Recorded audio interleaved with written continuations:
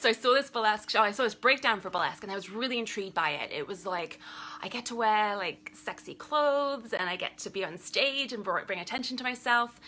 But the idea of stripping was like, I want to do that. No way do I want to do that. Nobody wants to see this. Who am I to even think that anyone would want to see this body? Because I was not happy with it. I hated it already. But I really liked the idea of it. So I went and saw the show because that was safer. And this show was like, I need to be in this world. Every single person in the show was celebrating their self, celebrating their individual self. And rather than trying to be like part of the group and fitting in and looking like everyone else, every single person stood out for the strengths that they were. And I was like, I need to be in this show. So I ended up joining. My first act, I removed a glove. Woohoo, the horror. But doing that on a regular basis, being in this space where I was given permission to embrace this side of me and these characters that lived inside me that I wouldn't let out in my normal social everyday life, it became like a training ground to really look at, well, who am I really? What am I hiding from people? What have I been scared to let out? And I got more and more confident with, well, maybe I do want to show a bit more skin, or maybe I do want to show this side of myself. That's when I found that burlesque was really helping me in my everyday life. The character and expression and freedom that I had on stage, it became a habit, and I bring that into my everyday life. So this is why I teach it. This is why I think it's really helpful and therapeutic for people who are finding themselves not happy with who they are, or not comforted or fulfilled in how they look or how they feel.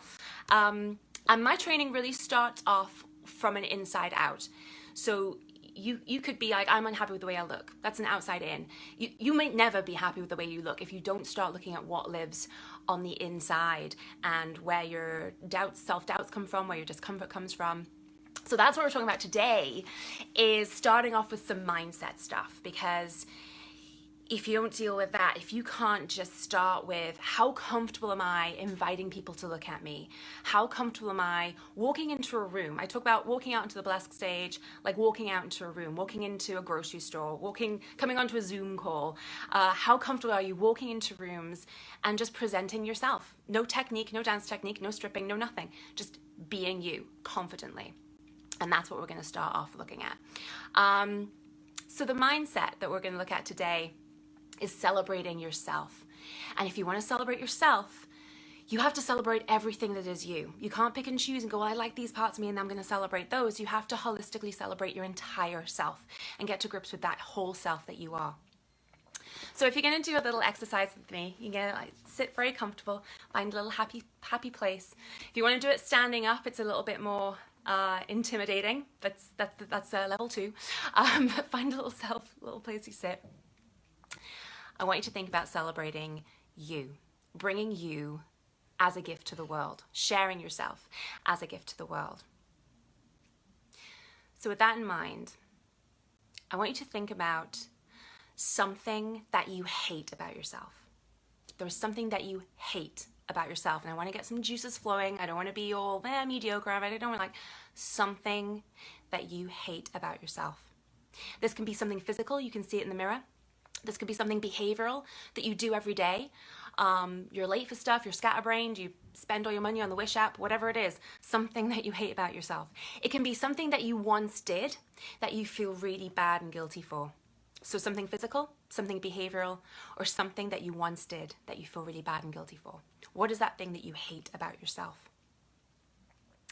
And I want you to think about when you first realized that you had this quality. When did you realize that you look this way, that you behave this way, or when was it that you did that thing that you feel so bad and guilty for? When was that? So now I want you to tap into, when did somebody tell you that this thing was negative? When did you learn that this thing was a negative trait? Because I might have realized, and I've gone to my teachers at school when I was 5 years old and said, hey, what color are my eyes? And they went, they're blue. Neutral fact, just a fact, my eyes are blue, done. It might have been when I was 10 years old, someone said, oh my God, you got blue eyes. Oh, they're horrible, you have to get rid of those. Different age gap, different gap. So was it the same day? Was it 10 years later? Was it 20 years later? When did someone tell you that this thing was negative and that you should feel bad and horrible and terrible about it? And who was that person? Was that a parent, a coworker, a sibling, a supposed friend at school? Was it a teacher? Was it a film or a book you read, an article? Was it something on social media? Was it just you just woke up one day and went, this thing is something bad and guilty and I should feel bad for it? Because this person who told you this was negative, that's their issue. That's their things to deal with. This thing that you have, it's not negative. It doesn't have that quality. You want to really try and neutralize how you start thinking about this thing, because this thing is just something about you. It's something about you that makes you different from the other people in the world. And the reason people have picked at it and talked about it is because it stands out. It stands out, and that can be standing out for the good reasons. It's just that there's one person, they decided it was negative because of their standards, because of their issues, because of their fears. And they've thrown those standards and those issues and those fears onto you and said, no, you need to feel bad about this. Because if it was me and it was mine, oh, I'd feel freaked out. Oh, Chrissy says this part makes her cry. Good, it's working then. And we want to neutralize that. Because that person, that's their life. This is your life. Get out of my life, person. This is your life. That you want to decide where your standards and your issues and your fears are. And we're going to try and neutralize those. So if you can in this moment, it might not click in this session. It might click tomorrow when you try it again. Or maybe next week, next month. But if you can try and change the way you look at this thing and decide for yourself in this moment, why is this thing amazing? Why is it amazing that you have this quality? I have this quality that so-and-so said it was negative, but I think it's awesome because I have scars on my shoulder. You cannot see them. And performers might go, oh, they're ugly, you should cover them up, you should put makeup on them. No, it's not right to go on stage showing those off. And I decided that these scars show I'm a warrior, I'm a survivor, that I've been through some stuff, that life wasn't as great as it is now. And I love these. If I start hiding these scars for fear that I don't fit into other people's standards, it cuts me off. If someone, and I've now learned that if someone brings attention to them, that I assume it's a negative comment. Someone could come up to me and say, oh, you've got scars on your shoulder. And I could immediately go, oh, negative comment, negative comment. But it's just neutral. They're just pointing it out. They just noticed it. And I can go, oh my gosh, yeah, the scars. Oh my God, let me tell you a story. This is what, and then you connect with that person. And maybe that person's about to have some scar. Maybe that person's about to have surgery. Maybe that person already had surgery. And then you have that connection with that person. And it's not a negative thing. It's just something that stood out, and you can have a conversation about it from a different perspective. So now I want you to focus on something that you love about yourself. There's something that you love about yourself. Oh my gosh, it's amazing. You love it about yourself. It can be physical. You look at it in the mirror. It can be behavioral. You do it every day. You give money to charity. You're nice to small animals, big animals, the animals.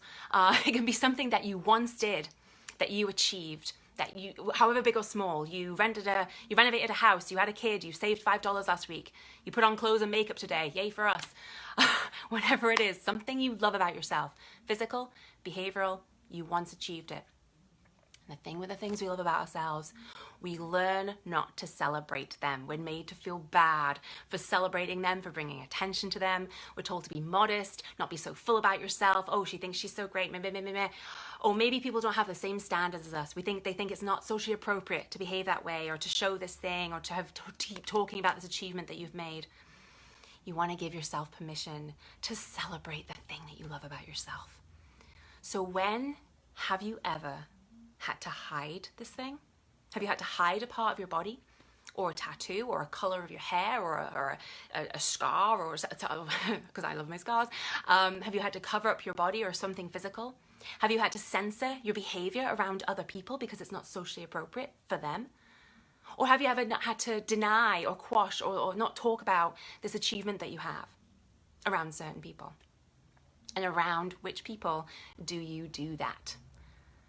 We should stop hanging out with those people. And if you have to hang out with these people, their family or their co-workers, you can just limit your time. If they're co-workers, you work with them. You don't have to go to happy hour with them. They're not worth your time. You find your tribe. If you're trying to hide yourself and hide those things you love about yourself just to fit in with another group of people, you need to decide if that group of people is really worth hanging around with. You're denying your true self. And you don't want to spend your whole time trying to hide and hide and hide these things you love about yourself just so you can fit in with a group of people who don't appreciate those qualities. If we can shout out about the things we love about ourselves and bring attention to those things we love about ourselves, we are going to attract other people who also value that quality in us, and we will find our tribe, and we can live more truer as that true happy self. So I want you in this moment to take in one hand that thing that you have learned to hate about yourself. And in the other hand, that thing that you love about yourself that you never get to celebrate. And you're going to smushy into a little bowl. Smushy, smush, smush, smush, smush. And that little bowl in your hands, hi Megan Elise, that little bowl in your hands, that is a unique combination that no one else has. That unique combination, that's you. And that's why your nearest and dearest absolutely love you. That whole unique combination that no one else has, no one else has had, no one else will have. And that little combination you want to throw, fly be free, it's flying around. That is what you're going to celebrate. That's what you want to celebrate for the rest of the day. That's what you want to celebrate when you walk into rooms and you meet other people. That combination is you that you share with the world. And you're going to go, hey, I have this thing that a lot of people think is a negative quality, but actually I kind of like it because of this. And I also have this other amazing thing that I totally love. Let me tell you about it. And that's what I do on the burlesque stage. I walk out there and I go, hey, here's all of me, the good parts, the bad parts, whatever, however you want to describe them, but I love it, and here it is, let me share it with you. So that's the beginning of the Celebrating Yourself section with Vixen DeVille, and we're going to go more into how you, once you've dealt with that, how you can then alter your body position, how you can change your character, how you can access all these other things that you've been hiding, that you've been quashing, that you've been denying. That's me done. So nice to, Lauren Woods is watching. Hey Lauren, so nice to see you. Oh my gosh, and I'm apparently part of Megan's tribe. Thank you. I don't know how much time we have left. I'm looking here because Katie's screen is over here. But if anyone has anything that has come up, or they have a thing, they're like, well, I have this thing, I don't know how to look at it as a positive. Tell me, I'll help you work through that. How much time do I have left, Katie? If I can give an example or some examples. You've got till 8:30. I've got to, I have till 8:30. I'm amazing. An example. You've got about, 13 minutes. Oh, perfect. I was talking real quickly. I was like, let me get this out there. Example of a student of mine had a couple of days ago. She's like, I feel anxious and nervous all the time, and I hate that about myself. And I said, well, when did you realize that you were anxious and nervous? And she said, well, when I had my kids, I started getting really anxious and nervous. And I was like, who's told you it's bad to feel anxious and nervous? And she's like, my kids have told me it's bad to feel anxious and nervous. I was like, exactly. It's their issues and their fears and their standards. Of course they're going to tell you to not be anxious and nervous. You're their caregiver. You're the person they look up to. If you're feeling anxious and nervous, it's going to freak them out. And so your anxious and nervousness is making them feel anxious and nervous. And they're like, Mom, don't be anxious and nervous, because it's affecting them. And the way you can look at your anxiousness and your nervousness is go, my anxiousness and my nervousness is a amazing, awesome thing, because it's telling me that I'm a really good parent. I really care about my kids. Like, if that anxious and nervousness started when you had your kids, yeah, you've got a whole bunch more responsibility.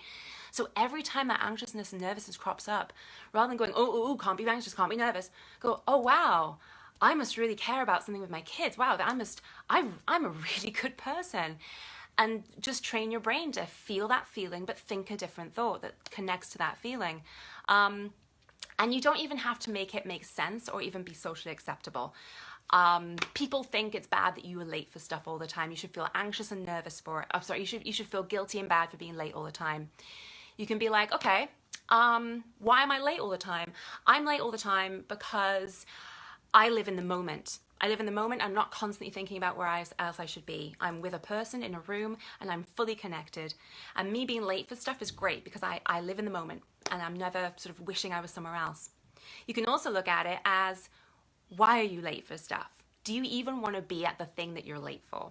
Maybe you're constantly late for a job that you don't like, or you're constantly late to meet a person that you kind of don't even want to spend time with. So start looking at that, oh, I'm late for stuff. And that's awesome. That's something in me telling me that I'm actually not living aligned. I'm not actually signing up to do things that I really, really want to do.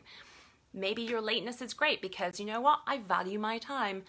Or maybe your lateness is great because, you know what, the beginnings of things are usually a introduction moment, a waste of your time. You might be, I'm late for stuff because I do the minimum effective dose. I get to the things and I get the part of the information that I really want. I can spend that time doing other things. You can throw it around and say, sorry I'm late, I didn't want to come. Exactly, Chrissy. That's why you're late for stuff. Because I guarantee you won't be late for that airplane, for the flight that you wanted to take. I guarantee you won't be late for the thing that you really, really, really want to do. But you'll be late for the thing that you're like, oh, maybe I didn't want to do that thing. Jennifer McDowell is watching. Oh, beautiful person. Hi. So nice to have you join me. Yes, Megan, I'm speaking. Well, Megan, we're like this. We're twinsies. Yes. So I just wanted to tell you, you know, you would definitely draw some connections to things, and that exercise of thinking about where does the negative thoughts or feelings or perceptions about yourself come from? Yeah. Is just critical. It's so critical because once you can identify it, then when you feel it or think it, depending on your personality, you can say to yourself, well, maybe that person is giving me something that I don't really want. Absolutely. And that for me is like the difference between guilt and shame. Yeah. Like shame is something that other people give you, and guilt is something that you give yourself. Yes. Right? Yeah. But usually, you know, the guilt comes from a place of shame where somebody else has given that to you, or society has given that to you. And it's like, just because society says a certain behavior, like, I remember I used to always, when I met people in public, I would be like, oh my gosh, hi, can I give you a hug? And I've learned now to actually ask people if I can hug them. I mean, COVID aside, because people have their personal space. Not everybody wants to hug people. But I would go, oh, hi, can I give you a hug? And I had this boyfriend at the time, and he's like, you shouldn't behave like that. You really shouldn't, like, it's just weird. It's just weird that you hug people, like, you don't even know them. And I started thinking, oh my gosh, yeah, that's really true. Maybe I shouldn't hug, but it was in my nature to just be like, if I feel like I want to connect with this person, I want to be, hey, I want to give you a hug. And then I met up with this director, and I was like, oh, hi, I'll give you a hug. He was gay. He wasn't trying to get in my pants. It wasn't like I hugged him and then he was like, yay, I'll hire you. But like, I hugged him, and later on he's like, you know what? When I met you, you were so open and friendly, and like, you just wanted to give me a hug. And I thought, I want this woman in my life. And I was like, how horrible is it that I was about to censor my true character for a boyfriend who obviously had some standards and some issues and some crazy stuff going on, whether he was jealous or whether it's just that he wasn't hugged as a child. I don't know what his issue was about me hugging strangers, but I almost stopped doing it. And I thought, no, because the connections I could have made by living as my true self, I'd miss out on all of those. And now that boyfriend is long gone, and that director is a very, very close friend who I've worked with a bunch of times, and I love that he's in my life. Think of all the things we're missing out on if we don't reveal our true selves to people, because someone else, whoever it is, mother, daughter, boyfriend, teacher, random friends that have not got our best interests at heart, they criticize the way that we are because of how it reflects on them. And we need to... You said friends that don't have our best interests at heart. Yes. I just wanted to say it a little bit slower because it's super important. Yeah. Like one thing is that as I've gone through the process of letting go of a lot of the shame talk. Yeah. And this is how I feel comfortable in my body and how I feel comfortable with myself, is that I really do my best to surround myself with people. Absolutely. That accept me as my big, beautiful self. Yeah. Whatever that means to me. And that's 100% about, like I said, finding your tribe. And you're not going to find your tribe if you constantly are living in this censored version of yourself. You know, if say I was around a lot of people and their standard was, I don't know, I can't think of something. Their standard was buying designer label clothes, and you should save your money up and buy designer label clothes, and how dare you shop at Goodwill because you look like a ruffian, or whatever their standards are.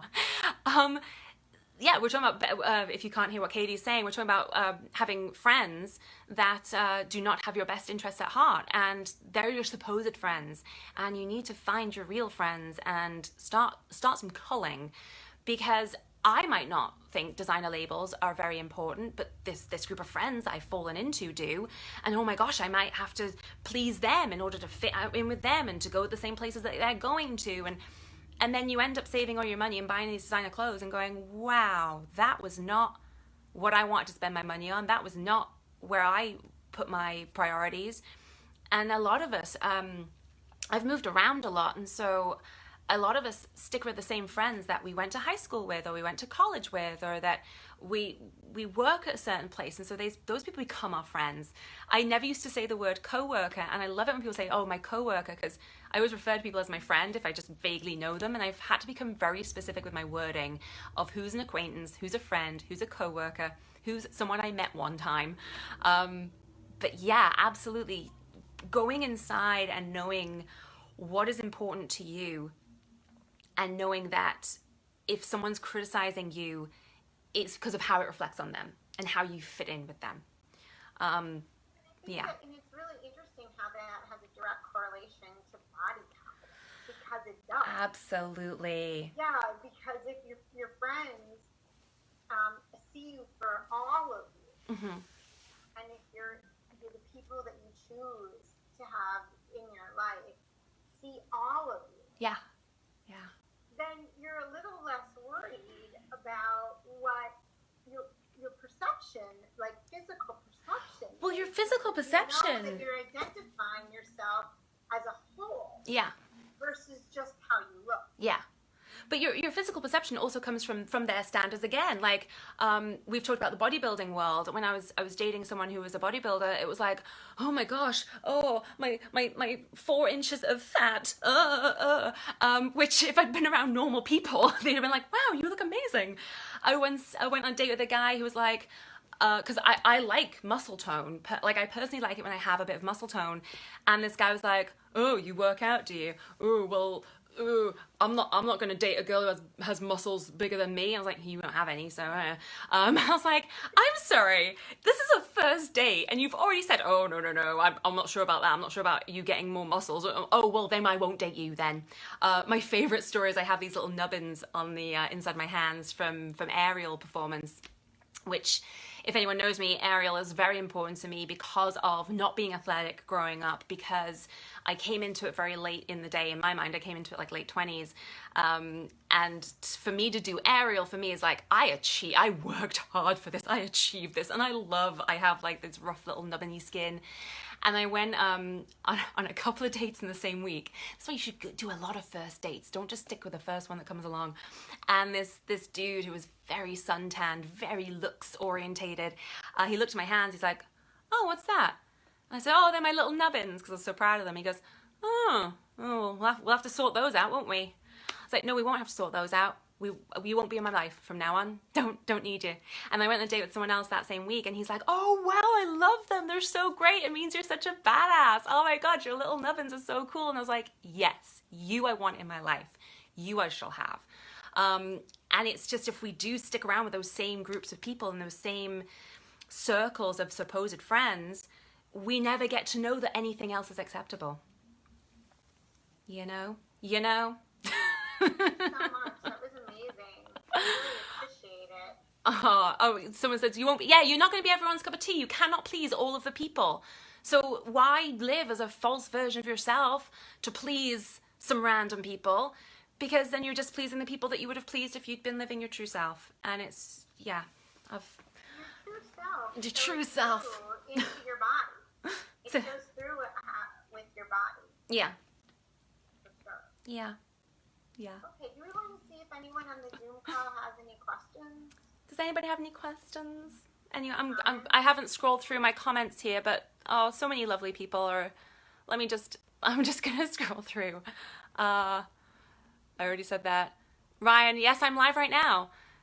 Can you please just help humanity already? If everyone had confidence, what has he said? Ryan's, oh, we wouldn't need the hierarchy. Ryan Grassmeyer, am I saying that properly? Ryan Grassmeyer has, I think, all the confidence in the world. Whenever you post anything, you're just like, here I am, I'm Ryan, I'm the best thing in the world, and I love you for it. It's just, and we're told to never say we're the best thing in the world because it's arrogant, and it's, no, go around the confidence saying, I'm amazing, and so are you. We're all amazing. Lauren Bailey wants to hug me. Ryan, I would hug you. Climb you like a coconut. Bless him. It's more like I'm someone's bog witch. Chrissy, if you want to be someone's bog witch, you be someone's bog witch. That's just how it's going to be. That's how it's going to be. She says, I wonder how I can turn that concept into a show. Already done. Already done. Yeah, my favorite thing when people come into a class and say, oh, I can't do that act, I can't do that concept. It's like, according to who? According to whose standards? If you have something you want to work through in an act, or you want to come on stage and dress as this character or do this thing, it's like, you're allowed to do that. No one's going to go, oh, that's too sexual. Oh, that's too, like, it's performance art. Like, do you know what I mean?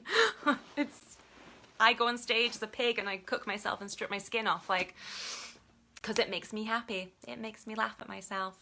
And the people who think it's weird and strange don't need you in my tribe. The people who think it's hilarious and funny and brilliant performance art, I'll have you in my tribe. Thank you so much.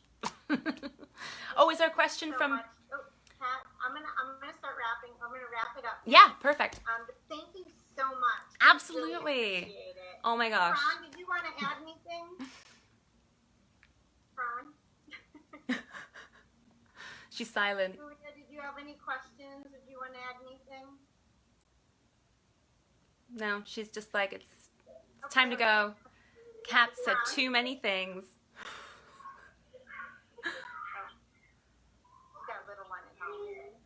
Type it in the chat. Type it in the chat.